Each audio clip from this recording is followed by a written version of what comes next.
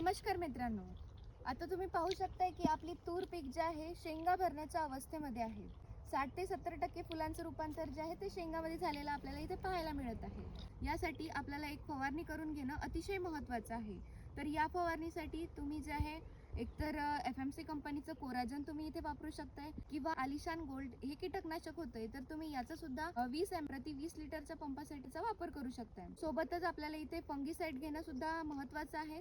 यासाठी आपल्याकडे जे आहे नेटिओ हे फंगीसाइड होतंय, म्हणून आपण इथे 10 ग्राम प्रति 20 लिटरच्या पंपासाठी वापर केलेला आहे. आणि सोबतच आपल्याला अन्नद्रव्याची कमी भरून काढण्यासाठी आपण इथे विद्राव्य खत घेत आहोत, ते म्हणजे 05234 किंवा या व्यतिरिक्त तुम्ही 0050 या विद्राव्य खताचा सुद्धा इथे वापर करू शकता. या दोन्हीपैकी आपल्याला कुठलंही एकच विद्राव्य खत वापरायचं आहे.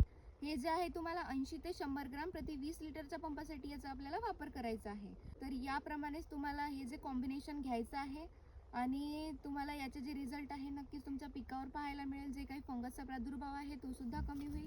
सोबतच जे काही अळी आपल्याला पाहायला मिळत आहे शेंगा अवस्थेमध्ये, शेंगा पोखळणारी अळी, तर याचा सुद्धा प्रादुर्भाव तुम्हाला कमी दिसेल आणि जे काही अन्नद्रव्याची कमी आहे ती सुद्धा भरून निघेल. म्हणजे आपल्या शेंगामध्ये दाणे भरण्यासाठी मदत होईल आणि सोबतच दाण्याचं वजन वाढेल, दाण्याचा आकार वाढेल आणि शेंगा पोचट राहणार नाही, त्या पूर्णतः भरेल. म्हणून अशा प्रकारे आपण आपल्या उत्पादनामध्ये वाढ करू शकतोय.